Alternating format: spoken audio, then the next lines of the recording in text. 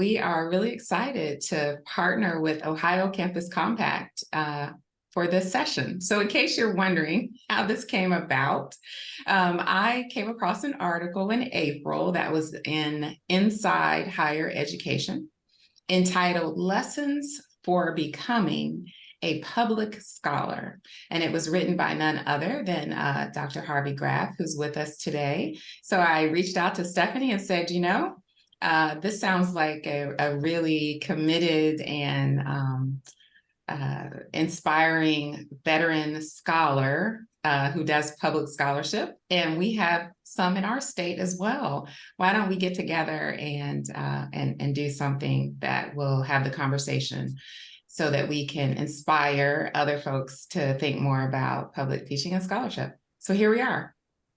And it is my pleasure at this time to introduce our two speakers. I'm going to ask Stephanie to hit record.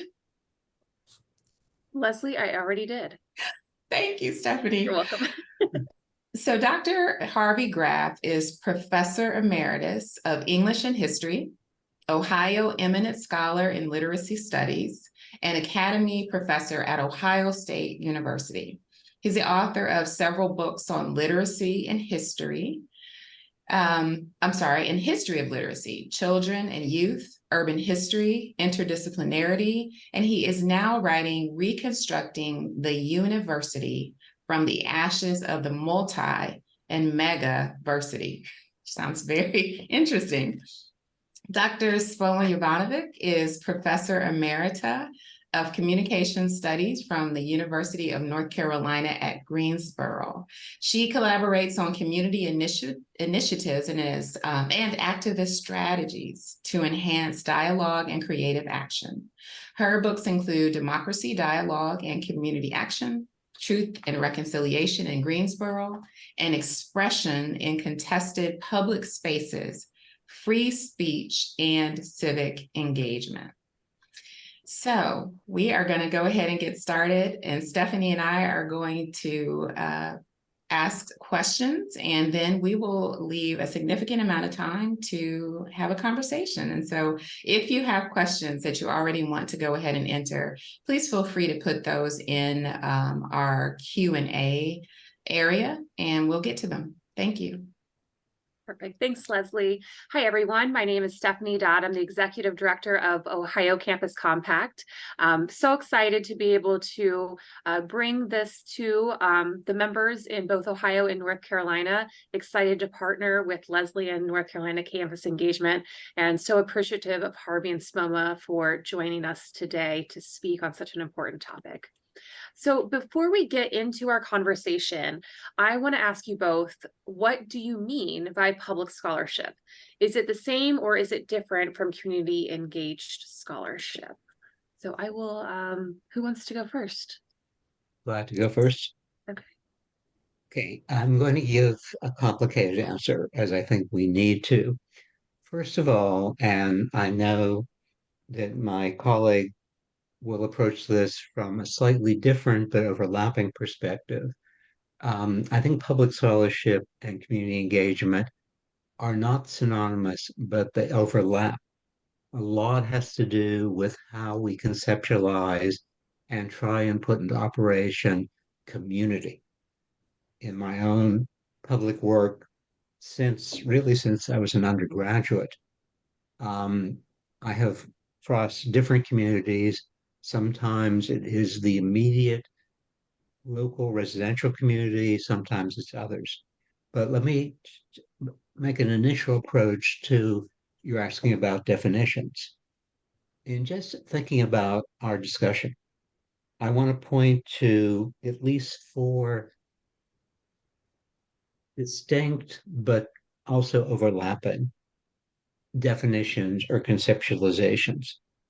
One is the narrow, very professionalized conception that's historically defined by capital P, capital H, public history.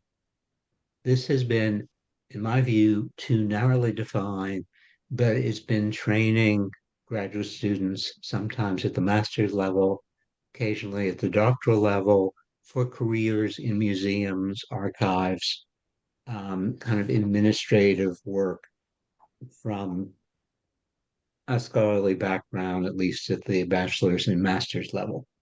The Modern Language Association in the last 2 years has attempted to jump on history's coattails, as the MLA has a history of their own of doing. And they released an incredibly muddled, not very coherent, long statement about what public activities should be included or counted for tenure, thus muddling a variety of different things that I hope we can sort out a little bit. There's also public history in terms of, I'll use myself as an example, since my article kind of was the launching pad for our gathering today. Some of my public work involved explicit curricular work that took a public dimension. Once upon a time, people talked about applied history or applied humanities. Something else that is in need of clarification.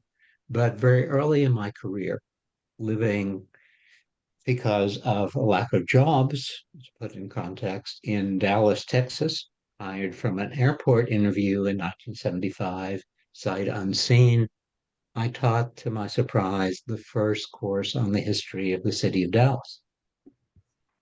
I took the class into the city.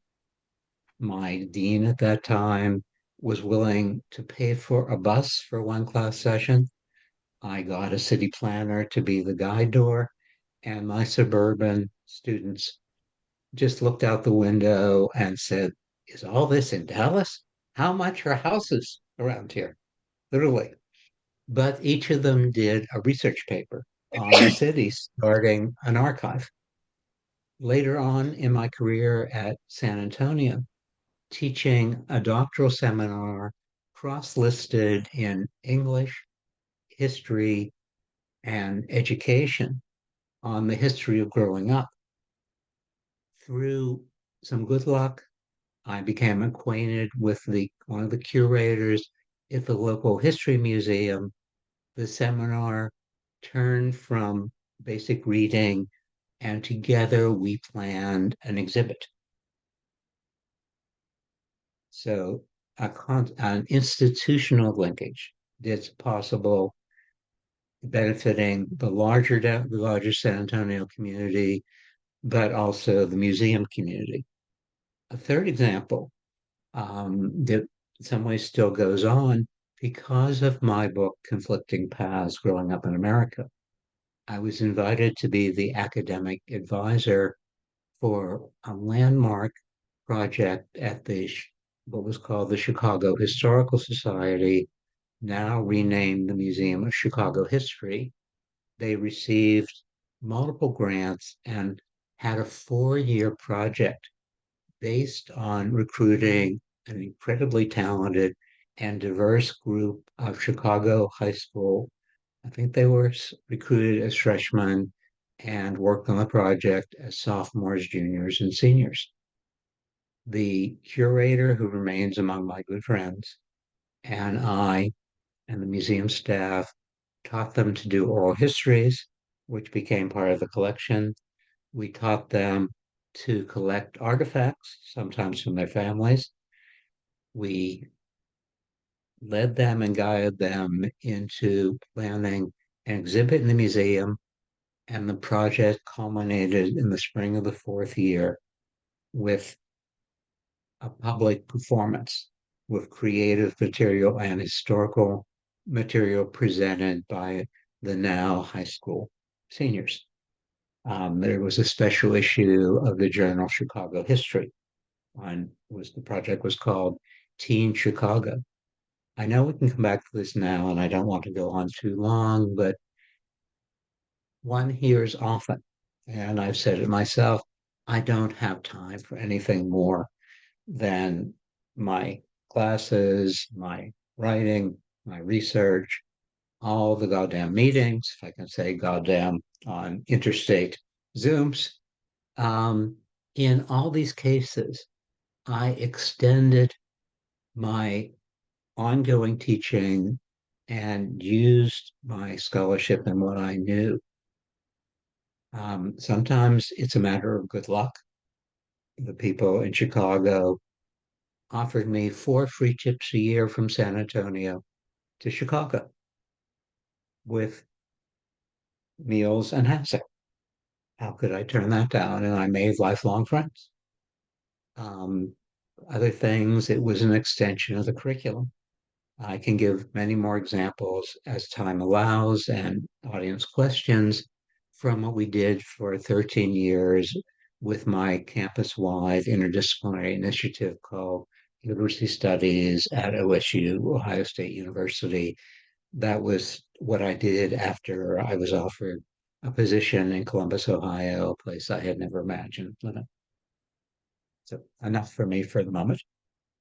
Thank you, Harvey. Thank you for those examples. That's fantastic. Spoma, I will turn it over to you. Okay, thanks. I just want to say thanks to everybody for being here, and particularly Stephanie and Leslie organizing, and Harvey, of course, for having some ideas about why this is so important. So thanks. I'm going to be quick. I distinguish these terms as Harvey previewed as similarly overlapping but distinct. For me, it's pretty simple. Community engagement is really about a reciprocal partnership between higher education and the community, working together on whatever the issues may be. Public scholarship, or being a public scholar, is, I think, often involves the community, doesn't have to. In that, I think it's more about having a voice in issues that are affecting us today. So for me, it tends to be more activist in spirit. But really, it's standing out as the voice on public issues. So it's not just me. It's certainly I've mentored students who have gone on to be voices to speak that are consulted, but whether by the media, as interview subjects. I was just, before we got on here, responding to a project that I've been working on for quite a long time, and I'm not anymore, but I'm kind of one of the experts. And so, they want to know what I have to say.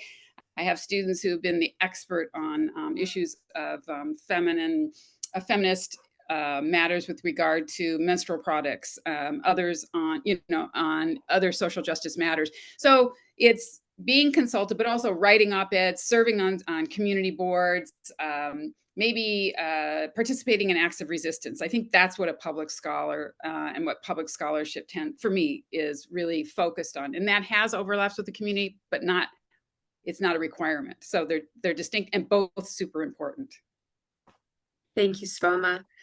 To follow up, so now that you have both clarified the definitions from each of your perspectives, if you will briefly tell us your journey into and through academia and what your path to public teaching and scholarship, tell us a little bit about that. Spoma, do you want to go ahead and continue, and then we'll have Harvey go? Sure. So my parents were immigrants to this country. They came from Serbia and actually on their journey met in the United States, oddly enough. And so I was living in Canada in my mom's womb, and they drove across to Detroit to have me so I would be an American citizen. I'm not, who knows if that was the right decision, but there you have it. Anyway, I was the first person to graduate from college in my extended family, and the only one to have ever gotten a PhD. And that's not something I did right away. I went to UCLA, had my degree in political science, was very interested and active in many of the issues that I'm still concerned about today. But first generation college student, I didn't know about loans. We didn't know about any of that stuff. So I knew I had to work, and I did. I was encouraged to go on for my PhD back then, but we just couldn't afford it. So I worked for a number of years and then went back to school to get my master's and PhD, and learned then that oh, wow, you could be a TA and get, your tuition covered. I had no idea. So the last 22 years I spent working at the University of North Carolina, Greensboro, after I got my degree from the University of Denver, and immediately was working in my area, which is community and communication. And I think what's, if there's anything that I could say about my journey, is when I started grad school, they want you to what's your research question? What's your area? And from the get-go, I knew community was important to me, but the question itself, and I didn't know. And I've always said, I don't know that I should choose the question. I think the community I need to respond to what it is that the community needs. And so I have done a number of, for instance, I consider myself an ethnographic researcher primarily. But I've done quantitative research because that's what the community needed. And so that's what was called upon of me. I situate my work kind of in my go-to guy, philosopher, who many people know as Emmanuel Levinas, but also John Dewey and Martin Buber and Iris Marion Young. And all of these people, I think what they have in common is this notion that that we need to have a strong understanding, a strong knowledge base. And when I say we, not just scholars, I mean students, I mean everybody. We need to have an understanding of all kinds of things, and we need to understand the issues affecting our community so that we can together address them, solve them. So, we have ones that are still to be solved and will probably will long outlive me, but it's knowledge and community together that is going to give us our greatest rewards. And so that's been my journey. I retired a year ago, and now I'm, or as I like to say, I graduated a year ago, and now I'm trying to figure out exactly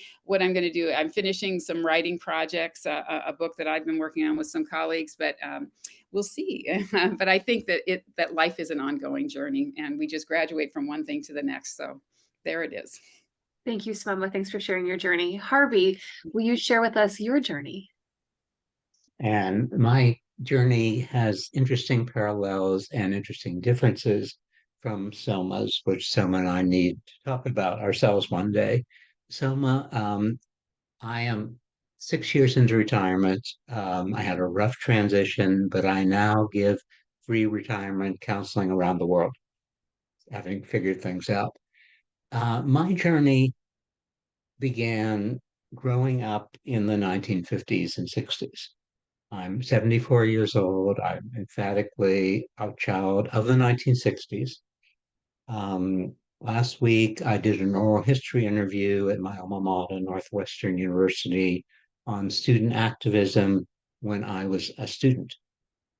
I had wonderful teachers who I call my examples and models, beginning with one high school history teacher who my wife and I had a 3-hour lunch with in April. He's 89, sharp and fit. People like him and my undergraduate advisor, who's a very conservative New Englander, Princeton graduate, but supported shaggy-haired, politically immature me 1,000%. Part of what I'm suggesting is we require collegiality and support at all levels. I used to refer to mentors, but some of my younger female feminist friends have explained to me how in their careers, mentor is inseparable from power relationships.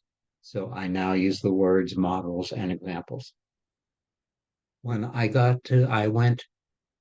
was in a hurry for reasons I sometimes regret now. I did my undergraduate degree in 3 years because back in the dark ages, you got credit for AP courses, not exemption from requirements. So I entered college with a year's credit. I now wish I had taken another year of growing up. When I graduated in the spring of 1970, my draft lottery number was 103, balancing out program strength, cost of myself and my then partner, now my wife of more than 50 years, and American politics in the draft. We went into self-imposed exile in Toronto. Not only was tuition $500 at the University of Toronto, we were landed immigrants, not resident aliens, as we would have been the other way around. And we got free healthcare for 5 years, provided by a now defunct party called the Progressive Conservatives. I started in modern British history my intended teachers and advisor, to use a technical term, were duds. A graduate student friend said, given your interests, you need to meet that young guy up the street. That was Michael Katz, who transformed American educational history and was a pioneer in what was then called the new social and urban history. Michael, after less than a semester, became one of my closest friends until he passed away, and always my best critic. We're still in close touch with his family. I also had mentors who, all of them exemplified the fact that there's no necessary or particularly useful separation between scholarly research and public interactions, to use a neutral word. I also studied with Natalie Zeman Davis, who transformed European cultural history, is perhaps particularly famous for writing The Return of Martin Guerre. It became an international classic film. She has her head appears in the movie at one point.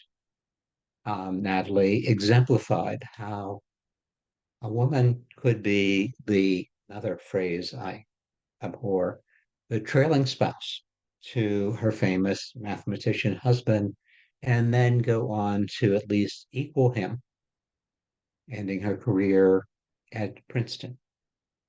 I also had Jill Kerr Conway, the first woman president of Smith College in 1975, who taught me that there were times and occasions that separate sex institutions were beneficial for women, shaking my somewhat fragile superficial 1960s example. I studied and was a peer of women and immigrants who shaped each other's interactions. My generally liberal democratic parents, my mother became a reactionary when my younger brother was threatened with school busing, also shaped this. I was the only person in my third grade mock election class who voted for Adlai Stevenson and not Dwight Eisenhower.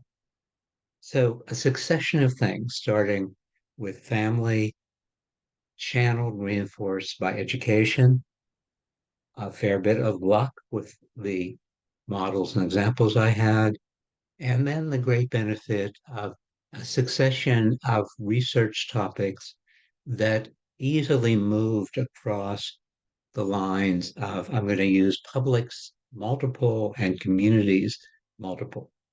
One of my first public projects was the opportunity in graduate school to co-author the was then called the National Museum of Man in Canada, changed its name shortly after. They sponsored a high school and college curriculum project where they commissioned often young scholars to do interpretive booklets with classroom suggestions, and in the first two editions, individual slides of historical pictures. In the late 80s, it came out as a CD.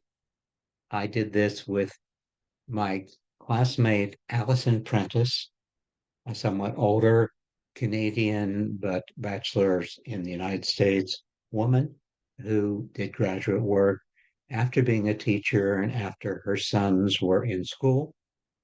I learned dramatically from examples like Allison and Natalie.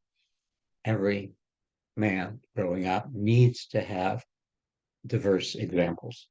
Absolutely essential. And Harvey, Allison, okay. Yeah. Yes, Harvey, I'm going to invite you to give more of those examples. They might show up in this next question. And so as we've talked about the definitions, you've each told us about your journey and sort of what inspired you. Why do you value this type of teaching and scholarship, this public-facing work? What benefits have you experienced or witnessed to yourself, Harvey, you just shared some of that, the growth and things that transformed you. To students, to the learning environment, community benefits, institutional benefits, as we continue to make the case for public scholarship. I'm going to follow that, if I may. And this relates to the book I'm writing that you mentioned so kindly. I hold education in general and higher education in particular as responsible for the problems of our contemporary world. We have not done what I think we might have and should have. Staying not only within the walls of the seldom ivory-covered Seldom Tower, but seldom venturing out beyond our own department, let alone beyond campus, has limited the contribution that my own fields in the humanities and the social sciences in particular could and should have made. And it's been part of my, I'm going to use a word I use cautiously, my personal mission. Did I have communicated and tried to teach to my students for 50 years? My public roles, defined in different ways, over time brought me many students. Last week, an OSU freshman emailed me out of the blue, thanking me for essays in my regular column in the Columbus Free Press. I hope to meet that person soon. My work on the history of literacy, particularly my first book, The Literacy Myth, brought me to worldwide attention. I spoke before the United Nations. I often tell the story of a 1991 conference in a small town in the Netherlands, handful of international literacy scholars, and the educational ministers of the European Union. I remember it so much because after we had a banquet hosted by the little town's mayor, I went to my tiny European-style hotel room, turned on the TV, found English news, and there was Anita Hill talking about Clarence Thomas, talking about his penis. I'm still in mild shock 30 years later. I was mobbed at the next morning at the conference. Everyone wanted me to explain what was going on in my country, and I was unable to, of course. Clarence Thomas, to make a public point, does not remember he was an affirmative action baby. So a succession of opportunities is the direct answer to you, responding when I could, saying no when I couldn't, legitimating them through my scholarly standing, never venturing into areas where I did not have knowledge base. At the moment, my writings locally are highly critical of the city of Columbus and Ohio State University. They won't talk to me, but they won't challenge me because everything I do is fact-based.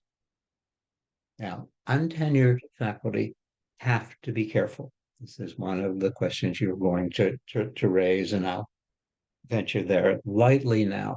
When you have tenure, certain things change. But if you're careful, if you work from a knowledge base, if someone challenges, you can say, I am arguing because of this documentation. You can communicate at the same wave to your undergraduates, your graduates, to your colleagues with literacy studies at Ohio State.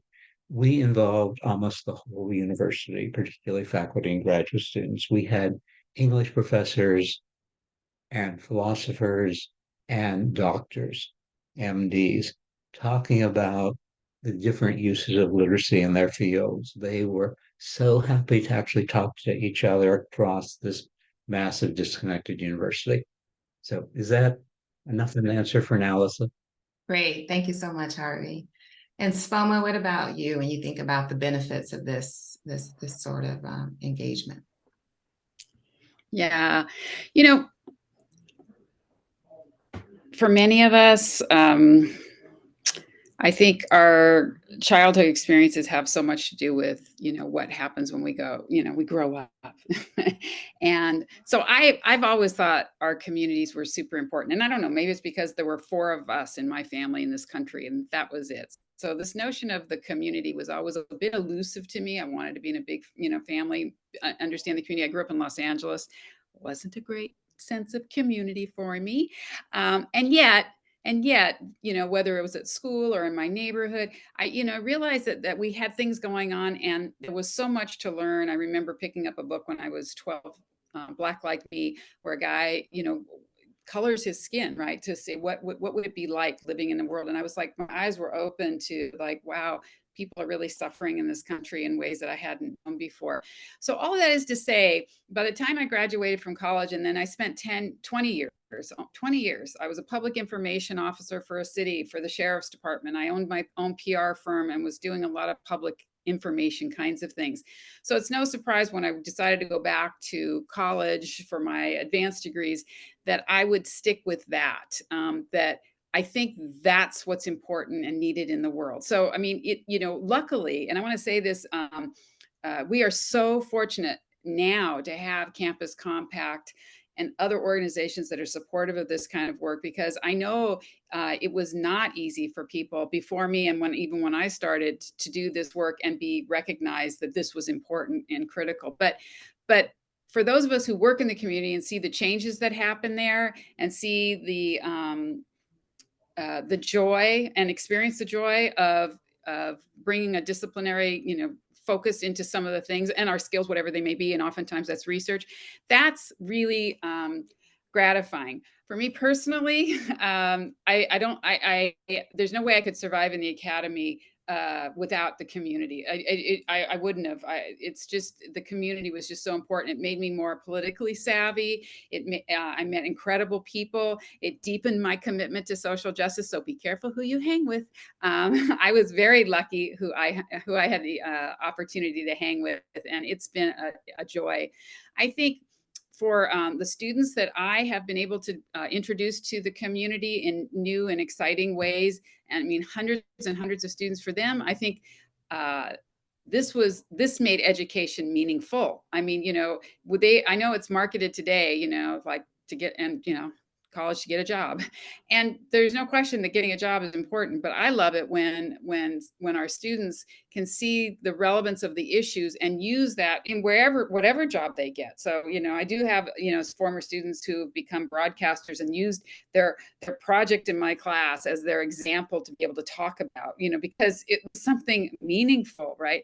But others, wherever they work, they're able to bring forward some of these questions and issues to their work. And so it's not separated from anymore. It's part of who they are and the kinds of things they're interested in. So including the student who said when she was graduating, she said, I'm not doing anything. I'm going to, raise a family. Well, that's something, by the way. But she wanted to be a Girl Scout leader. Well, can you imagine, when you've walked hand in hand with people who are experiencing homelessness, and what that might do in terms of how she then approaches Girl Scouting. It just blew my mind. And I think it's been just wonderful ever since. For communities, I mean, they get extra hands on deck and the opportunity to influence the next generation of leaders, which I know for them is really very, very important. And oftentimes those intergenerational connections are limited, absent having, a college or university bring students in. But it also creates, I remember this one time, I was talking to some folks at a teen pregnancy program, and I said, why aren't you like telling these students, kind of the political kind of climate that is creating obstacles for the work that you do? And they said, oh, we weren't sure we could do that. And I go, well, yeah. So, I mean, I think the education back and forth, of us learning from the community and them learning from us about how we can expand the way we talk about things and where we talk about them, with whom we talk about them, can create the kinds of changes that we want. And then finally, I think for our institutions, which are, right now, like under attack, particularly certainly in North Carolina, under attack for being what, I don't know, liberal, I guess, but open-minded, for being elitist somehow, and that part is not new. But the campaign has really been upped. But I have to say, for colleges and universities that are grounded in some kind of community work, that is a much harder assertion to make, that we're not, that they're not relevant, or that they're doing something that doesn't connect, because what we do does connect. And I hope more and more of us. My famous example is like, by the way, so I'm in the communication department. That's my home thing. But on my GRE scores, my verbal scores were the lowest. My math scores were like through the roof, because I studied for them, because I didn't know I'd get, but I like math. But I always thought, math, and more people would like math if we taught geometry, about how to build a deck, instead of whatever, on the wall. And I took all those classes, but I thought, there's some not some, tons of practical applications for everything that we do. And I think sometimes we miss that unless we're doing community engaged activity or public scholarship, which, brings it to the forefront. So that's why I think it's so important, why I love it. And I think everybody benefits from it. Oh gosh, am I like the cheerleader for, and I was a cheerleader, just so you know. It's in my DNA too. I love this stuff. Yeah, let me add just a sentence or two to that point, kind of translation of what Spoma is saying very effectively to my own kind of academic / public language. I want to underscore the power of the interpersonal, the intergenerational.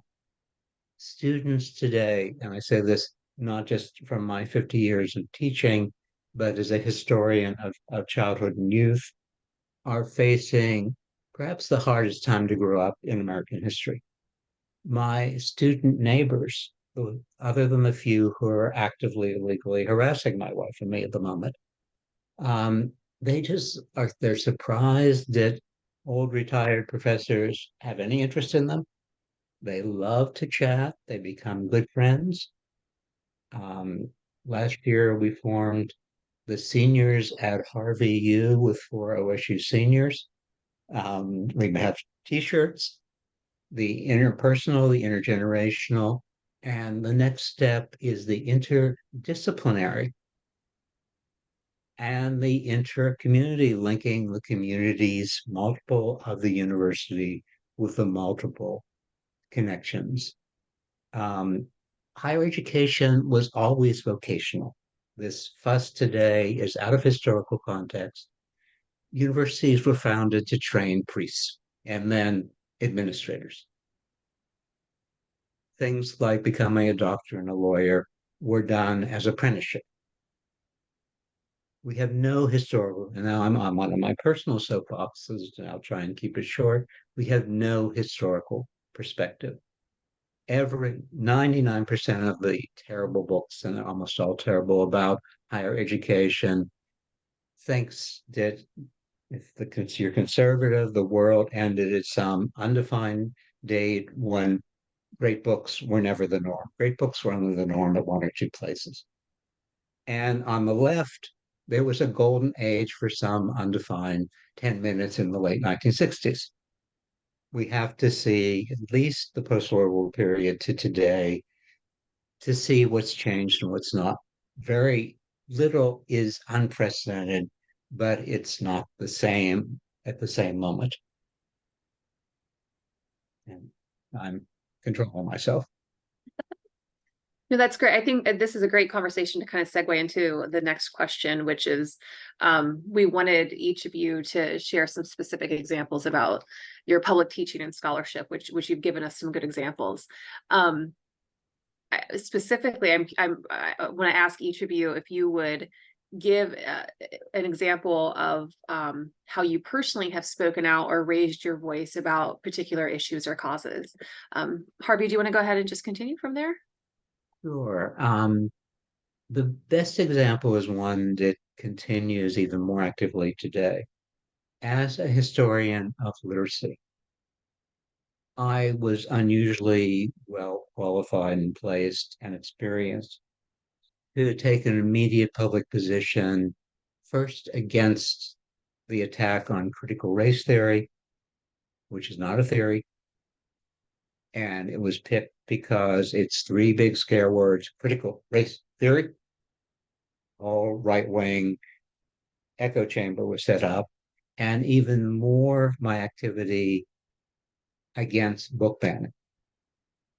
Some of it had people coming to me. The ACLU in 3 different states approached me and asked me to help counsel them. I wrote briefs. I became friends with young lawyers in the process. I've become very close with a wonderful young mother in Llano County, Texas, leading the charge to keep books in the county library. I work with the American Library Association, with PEN America. As I told my fellow speakers and coordinators at the beginning, last night I was interviewed on Irish Classic Hits Radio's evening news hour about book ban. I've been on British, I've been on NPR. I'm using what I know. I can talk about the history of book ban and why, to take one enormously important point, the 2020 and ongoing book banning is historically unprecedented because all the previous banning campaigns actually read the stuff they tried to ban. When the popes tried to ban Martin Luther and the Eastern Orthodox and the Greek Orthodox, he had his secretaries read the stuff. Anthony Comstock banning books from the mail in late 19th century. His concern was pornography and obscenity, which was birth control information. Banned in Boston.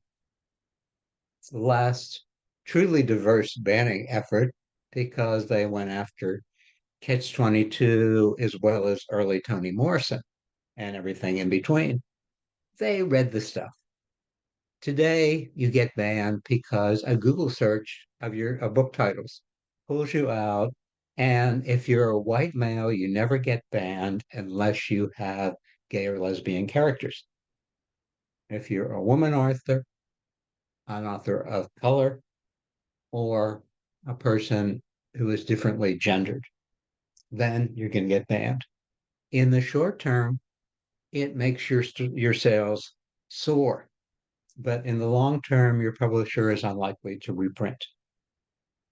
It's a wonderful example because we now have banned book clubs of teenagers erupting all around the US, often supplied with free copies by local bookstores and authors. It's the biggest current resistance movement and gives me some hope for our future. Thank you, Harvey. I think that those are great examples of how you've used your public scholarship and your voice. So thank you for that. Spoma, what about for you? Sure, thanks. Yeah, I think about book banning.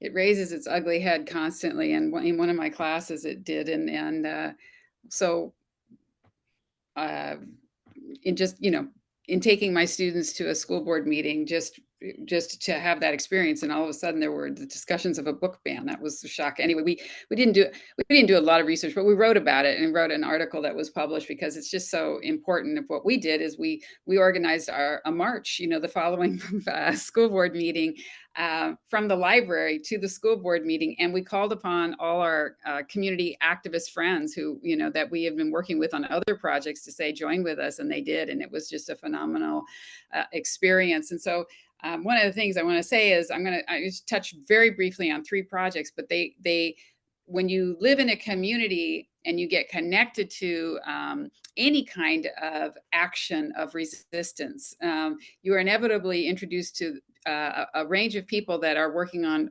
different projects, but all similar. And so it's really, to me, that's kind of the fun, because you can move into different places and again, working on stuff that really matters. So when I first came to Greensboro, moved to Greensboro, and I told my parents, my dad said, "What? You're moving to Greensboro? Do you know what happened there? They have Klan and Nazis and they killed people." And without going into all the details, in 1979, that's exactly what happened. There was it was what was now called the Greensboro Massacre. Klan and Nazis came in, and there were people with the Communist Workers' Party organizing a march to help union workers and black and white workers unite.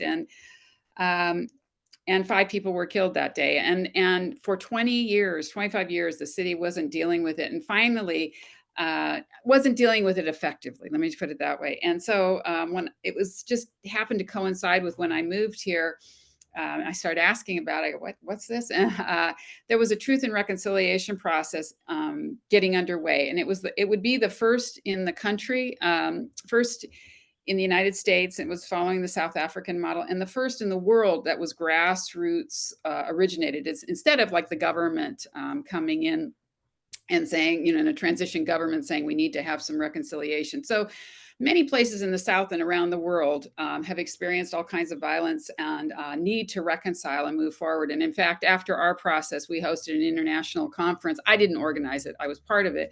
But, folks from Northern Ireland came, as well as from all over the United States and other parts of the world. The point is that effort of documenting and working with the activists on truth and reconciliation, things that every economic report at that time said Greensboro could not move forward until it dealt with the issue of race and economics. And so this process was really important.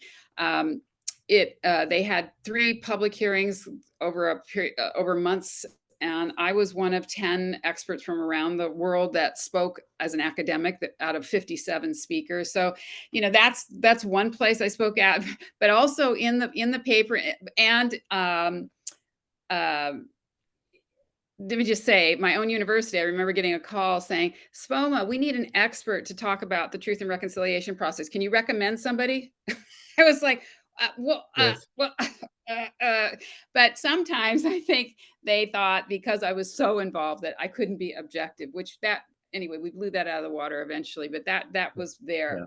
Yeah. Following that particular process, which ended in about 2000, well, let me just say, it was a long process. I published a book in 2012 about it. But afterwards, I was invited by the Department of Homeland Security. I get a call, Department of Homeland Security. This was scary, just so you know. But this was during the Obama administration, and they wanted to counter extremist violence.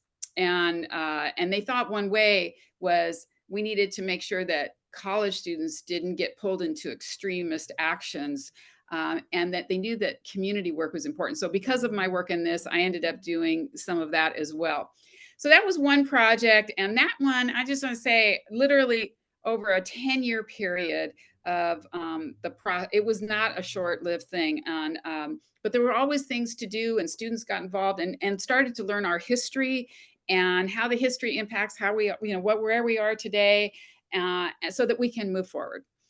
Some other smaller, but also long, I want to say. I worked with a high school here in an urban area on a project called BUBS, bringing us bus benches and shelters. In our city, we have we have more now, but we had virtually no bus shelters. And 93% of the bus stops didn't have a shelter, and 80% didn't have a bench. And so we thought that wasn't important. So we worked with the high school because these were the kids who would ride the bus actually to school, not the school bus, the city bus.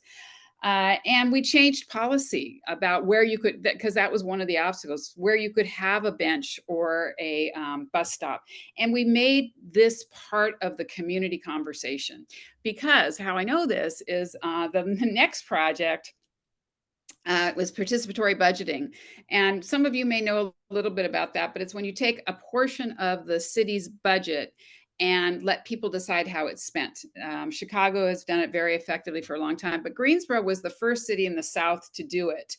And it didn't come easily. I was part of a grassroots effort speaking out of this for like 5 years. And in fact, at one city council meeting, there was a city councilman who was just like badgering me about, the value of this particular process. And we had, like I wasn't going to back down. And so, but he was not reelected. So I'm very happy still to this day, because I think he was on the wrong side. He didn't think people should have a direct say in their government. And I'm thinking, what? I'm not saying the whole thing, because we know it's very complicated, but like a little dinky percent, really? So anyway, we got participatory budgeting, and lo and behold, some of and there have been 4 cycles now, and over the last 10 years. They last about 2 years each cycle. And every time, bus shelters comes up as one of the top things people want now. And that was not part of the conversation before. So we have a lot more bus shelters in our city and benches as a result of work that was done prior by a lot of people, a lot of youth. And that's very exciting. And so the final part of that one is right before this Zoom meeting. I was telling my colleagues here, I'm like talking to a reporter, because like the city has kind of said, maybe in its cost cutting measures, maybe we'll get rid of it, and trying to save it. And so kind of speaking out and bringing forth the research that was done about why it's important and what advantages and what things it can do. And also, criticizing the effort, the lack of effort in some areas to make it a robust process. So I think that speaking out at meetings is part of it, and finding things that are really important to the community at the time. Right now, of course, police accountability in almost every city is relevant and important. And I know I've also brought my students into that. We created, and I would say I talked to them, gave them the idea, but they did all the work and did a phenomenal job of making a graphic novel, for instance, of one really horrific episode in our history that ended up finally leading to a $2.7 million settlement for the family when the city was resisting giving any money at all. So I think there are, again, put your finger in the air. There's a million things going on that you can get behind. And these are some of the ones that I have been participating in, but there are lots of other ones that are in such great need of the talent and resources that, come to the people in this Zoom room. Yeah, 2 quick Well, I points want to underscore. First, we're both talking about the interaction between what we can do as citizens, researchers, and teachers. The mutuality, the fulfillment of what were the great goals of scholars, if we go back over the last 2 centuries. Not segregated in one office, in one disciplinary department, and how each enriches and benefits the other. The other point, and I've been writing about this in the last few years, it became clear to me through my career, and most clear after retirement. I could not have survived as a professor for a half century if I hadn't been constantly learning. And what I hear Spoma saying so beautifully is at each step, her teaching and her learning and her activities, whether they were activism or classroom or scholarly writing, were inseparable. When I say to my 20 and 22-year-old friends that I'm learning from them, they first look at me like I'm from the dark side of the moon. Then they just shine as they kind of get it. And we all need to do that. They don't teach us that in graduate school. Thanks, Harvey. So those examples of you all standing up and using your scholarship and your research and your classroom and your students to take stances and to really address some of the critical public issues are extremely inspiring. However, this is a different time. And I'm sure as folks are hearing this, recognizing the pressures and critiques from boards of trustees, legislators, parents, the media, activist groups, the public, about the value of education, the brainwashing, the liberal bias, all those critiques. Not to mention, Spoma, you talked earlier about this, that the education, that the degree, the purpose is a career, right? That it's that whole pressure. If you also face any of these pressures, please share about that and how you navigated them. But really, so we can really get into some questions, if you could just quickly share, what advice would you give to younger scholars who are facing a very different, or different barriers? I'm sure there were some barriers. So if you want to share any barriers and how you navigated them, and then any advice. I spoke last, so why don't you talk, Spoma?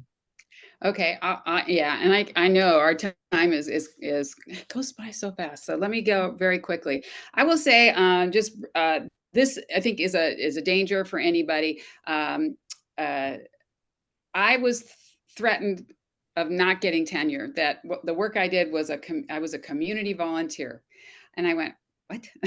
I had published, I had done all these things, but I was so known in the community that they said, how could she have done any other work? It was really bizarre to me. And I had to be really, I had to push back on that pretty hard. And like I said, I think organizations like Campus Compact had been really helpful in that process in ways that I probably don't even know. So I think you have to be politically savvy about your institution and how far you can push. Having said that, I would say you cannot wait until you have tenure, if you are on the tenure track, to be speaking out. That is a bad strategy, because I have never seen anybody, I have yet to see one person start speaking out once they get tenure. If they didn't do it for 6 or 7 years, they're not going to do it then. So you have to just know what you can do. And I'm all about pushing the boundaries. And I know there are risks there, but making sure you have people around you. So the notion of community organizing within your own field and your own institution, super important, and having support. There are challenges of getting people on board with this sort of thing all the time, but I think in some ways there are fewer there than there were before. So I think that's there, but you do need to think about those things, and be willing to be the, I don't know, the voice of who you are, not everybody's going to like you necessarily. I want everybody to like me, but when you want to speak out on stuff, that doesn't always happen. My advice, here's this, not from my discipline, but Ruth Behar from sociology. She wrote at one point, she wrote a lot of beautiful things, but she said, if what you do doesn't make you cry, it's not worth doing. And I got to say, that for me is an anchor point. Working on a new campaign let me see, like about bus benches and shelters, that's really fun. That was not my motivating factor. It was that people who ride the bus didn't have a place to sit. So and that would make me angry and cry. So I think, like I said before, there are lots of things out there in the world, small, large, whatever it is, what pulls at your heart, and then contribute your time, get your students involved, get your university to support some of those things, aspects of it, speak out in the community. Anything less is really wasting the opportunity wasting the opportunity that you have being in a university or college setting to garner the resources in terms of people and things, even like videotaping and, instruction and all that. Do everything you can so that we can, I think, have our world at least reach a little higher and closer toward those essential democratic things that we hold to be so important. Equality, inclusion, liberty, happiness, freedom, peace. I want to change the world. I totally want to. And this is the way that I could do it. So I think all of us can do it in some way. And that's what I would encourage you to do. Wow, thank I- you, Spoma. If it doesn't I make you cry, agree. it's not worth doing. We're doing. Yeah, and find where you can make the connection between your heart and your mind even stronger, and your 10 fingers, and your voice in the classroom. I mean, I was denied early tenure by British anti-Semitism in Dallas, Texas. And in the end, I triumphed. Why? Because I had the support of the university community and the larger community. Not everyone agreed with me. Some thought I was too active, some thought I was too left, but no one could fairly criticize me. You encourage your students, you engage your colleagues, you never ask anyone to pass their own realistic comfort zone, you push within limits. For me, so much comes home. Next May, more than 50 of my former grad students, a bunch of undergraduates and lifetime scholarly friends, are having a reunion, not to celebrate me, but to celebrate all of us. And you learn each step. You know, I had to grow up as a professor and scholar. My wife will tell you, and my 2-year-old cat is is coming. He may make an appearance. Um, he's When I started my first teaching job, I actually thought I had to write a 20-page paper for every lecture. I learned. I became a better teacher as a result. Um, there are great goals that each of us can achieve a part of. Too much today compared to the last 50, 60 years since I started undergraduate school has become isolated. Separate spheres. The pandemic exacerbated problems that were developing over time. At the same time, and this speaks to the too common pushing of vocationalism as if if it exists in a vacuum. My young friends who are majoring in engineering say to me, I miss reading. One of them who graduated from Ohio State last spring.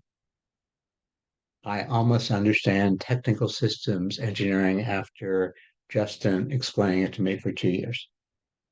I connected him with 4 different literature teachers. He interviewed each of them and chose a course in more literature. He grew up surrounded with books. The problem is the engineering faculty that wants every damn credit and its revenue and doesn't want to be part of a university. Each of us within a university has a role of lobbying the administration for a genuinely balanced curriculum. One morning last year, I was on my morning walk. I bumped into 3 young accounting majors. They hate their courses. They want economic history. They want more courses in writing and other forms of communication. But they're pressured from age 8. You've got to be an engineer or a business major, or you'll never have a job.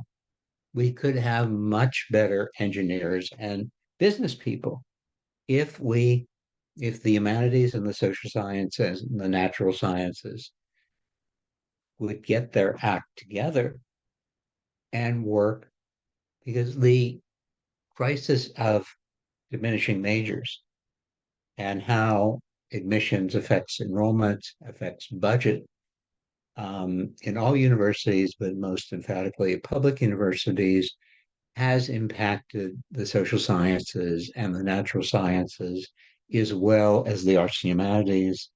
Arts and humanities has a history of whining louder and more often. But the universities will only change when disciplinary and different colleges within the university boundaries are made more permeable.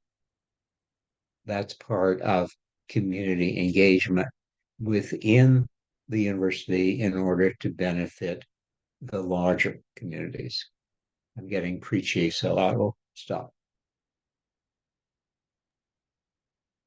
Great. Well, thank you both so much for sharing all that you've shared. We were intentional about trying to save some time for folks to ask questions. Just to clarify, if you put it in the Q&A, then only the hosts and co-hosts can see the question. So if you have something maybe a little more private you want to share, please put it there. Otherwise, you can unmute. We're a small enough group, or you could put it in the chat. And Stephanie will answer, will get us moving on the questions. So please feel free to unmute. And thanks so much again to Spoma and Harvey for sharing your passion and your hearts. And we'll look forward to having more of a conversation now. Any questions?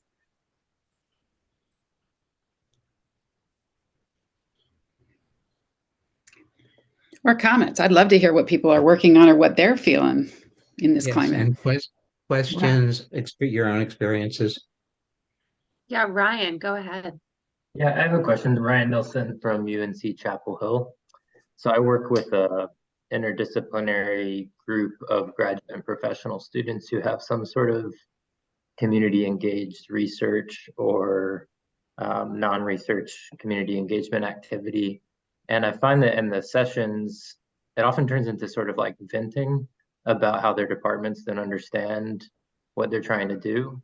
And because of that, I think we've tried to push this sort of like opportunity to identify as community engaged scholars as kind of the language we've landed on, sort of independent of discipline, so that they can kind of find a network and support. But I guess I'm curious about that from your perspective, like to what degree you find it helpful in giving people language to name what they're doing and identify with as public scholars or community engaged scholars. And also generally, I'm curious about working with graduate students. You were just talking about how students have changed, Harvey, and if you see a difference in how graduate and professional students are thinking about public engagement over your career, if you see a difference in how graduate professionals are thinking about it now. Yeah, thank you. Those are great questions and points. For me, the program I started and operated with the help of a truly wonderful assistant for 13 years at Ohio State, Literacy Studies at OSU, exemplifies the possibilities.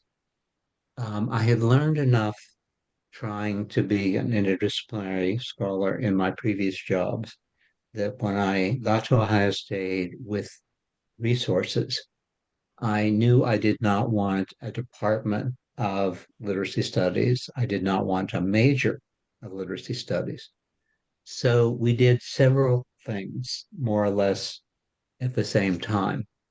We got approved a graduate minor, which attracted graduate students in a few numbers from, except for my own fields of English, history, and education, we had students from all over the university, every part of the university except the College of Engineering.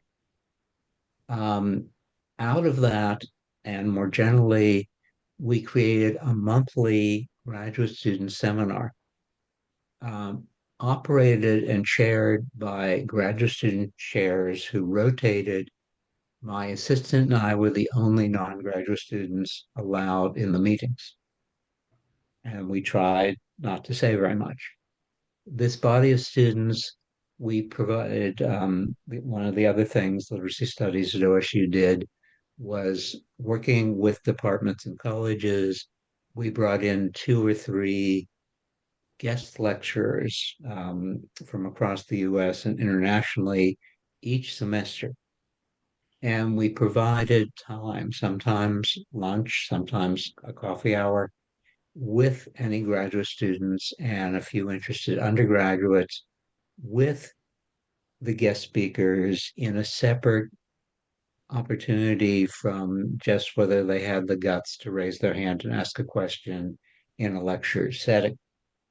We also, our main activity was forming topical working groups, literacy and translation, literacy in science and medicine. We had a history of print group that was extremely active. Each one brought people together from different disciplines and different colleges, graduate students, a few unusually spunky undergraduates, and faculty. So there was interaction at multiple levels.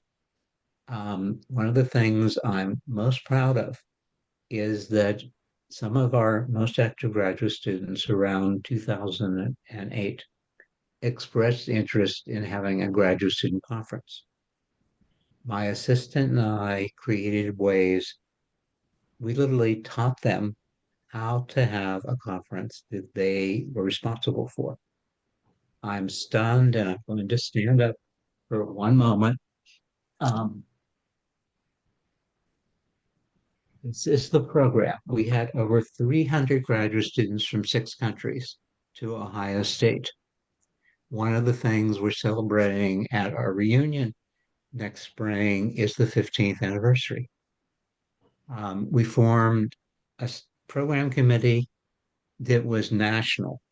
Yeah, there's a lot of luck and pluck. You know, my colleagues at other universities connected their students. It wasn't a totally open process. A core group was at Ohio State and other places in Ohio where people could drive to meetings. We got permission to create a seminar for credit for the Ohio State-based students. So we actually had a seminar that they got credit for their majors, teaching them how to make a conference. We got community involvement. There's a page and a half of all the different departments and all the different colleges that contributed between a couple hundred and a couple $1,000. The program became internationally famous until starting in 2015, my guaranteed in writing funding was taken away, and my assistant's job, which she and her husband defended for benefits, was removed. That led to my retirement several years earlier. Now, I'm very proud of what we did for 13 years, but when I confronted my dean and the provost and said, but this is guaranteed in writing, they both looked at me in separate meetings and said, you're right, Harvey, but it doesn't matter. There are bottom lines that exist in all these environments. You can't anticipate them. I think most these days about what we achieved and the fact that we're having this incredible reunion that people from as far away as China hope to attend. So multiple venues.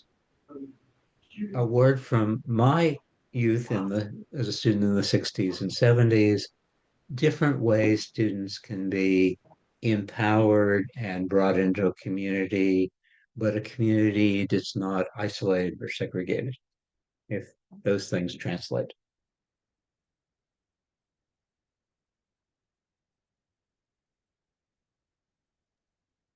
Spoma, did you have any thoughts with regard to Ryan's question about graduate students? Yeah, no, I mean, I think Harvey covered a lot of ground, but I think the idea of, I guess for new faculty and grad students, you know, will often in their own departments find themselves, I wouldn't say isolated, but not, you know, there aren't that many people in each department oftentimes doing this. And I know it's a common issue. How do you get them together, and what are, you know, knowing that they have the obstacles? And so really making the connections, I think what you're doing and bringing them together from different disciplines is really important. I found certainly in my own institution, eventually, and it took some time, some colleagues with whom I could share some of this, but I have to say it ended up being really even from other institutions.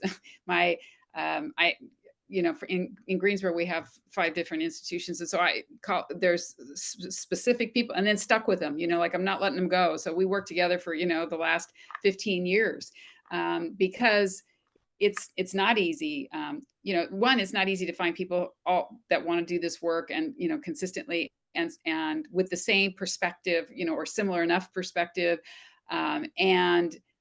So it just takes time, I think. And your question about, are graduate students any different? I don't know. Yes. I think they are. And I don't know. I think the pandemic really messed with people. And so I think that's definitely, issues of self-care, which I think are really important, but, like a grad student, there's no self-care, like you have to work hard. And, and so that's different. I mean, so like, I think really trying to find, how things can work best for individuals. I mean, raising new questions and, I suppose that's true throughout time. There's always new questions, new issues. And so just, I don't know, doing your best to figure out and be supportive to them in whatever ways that we can. I mean, I think that's important. Yeah, I want to add one quick point to that last one. Graduate students outside engineering and mainly engineering have shrunk in numbers compared to earlier times. I had recent conversation with one of my former students who said that one of his peers took a job at a superb private high school and was enormously happy. And the student said to me, why weren't we told about opportunities like that when we were in graduate school? And now I find that this is the Friends Academy in Washington, D.C. that has produced more professors than any institution in the United States. We have now 2 OSU English PhDs teaching there. We have to broaden our own horizons to help our students. I also, for many years, have told students carefully, there were no jobs when I got my degree in 1975. There were no jobs for people through much of the 80s. The job crisis is not new, it's recurrent. We've only been keeping careful numbers since 2012, so people who won't pick up their heads from, I'm not going to use anatomical references, are not aware that this has been going on. You could talk about the Great Depression, you can talk about World War II. There were no jobs at the end of World War II until the GI Bill, which was for whites only, and there were only male soldiers. We forget that. Job market did not pick up until defense and research funding contributed to the expansion of state systems, and then the major private universities had to compete with the rising state things. There were lots of jobs in the mid-60s to the later 60s. The market collapsed about 72. Historical perspective. And I won't make a pitch now for the book that I'm in the middle of writing, but be patient. I'm going to try and explain this and do a kind of historical revision with a series of propositions for reconstructing the Uni-versity. One chapter is putting administrators back to school.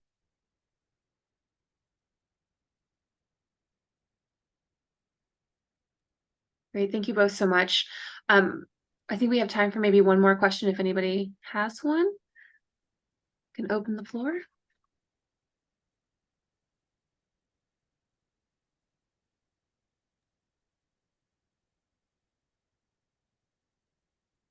All right, so we have 6 minutes by my clock, and I find people tend to not resist this late in the day, the opportunity to leave a little bit earlier. But once again, we want to thank Spoma and Harvey, not just for what they shared today, but we particularly those of us in the higher education, community, civic engagement, public field, those of us who are trying to encourage this sort of work and help prepare folks for it.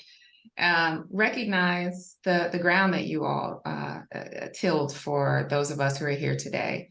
And we're truly grateful for your sacrifices and some of the challenges you faced and how you kept moving forward, doing important work that our communities need, that our institutions need, and that humanity needs. And so we thank you both for this time with us today, and continue to wish you the very best in your scholarship and your retirement.